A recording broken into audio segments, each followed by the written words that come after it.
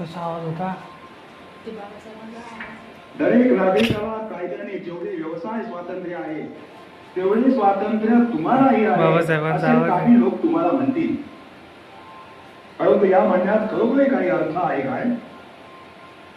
ज्याला जन्मजात धंद्याशिवाय दुसरा कोणताही धंदा समाज करू देत नाही त्या माणसाला किंवा व्यवसाय स्वातंत्र्य आहे असं सांगण्यात काय अर्थ आहे?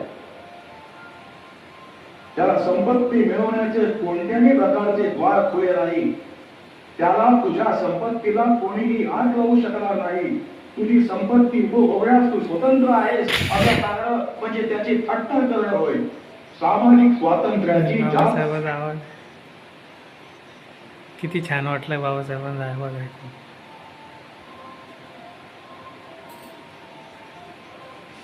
कडक आवाज होता, एक नंबर.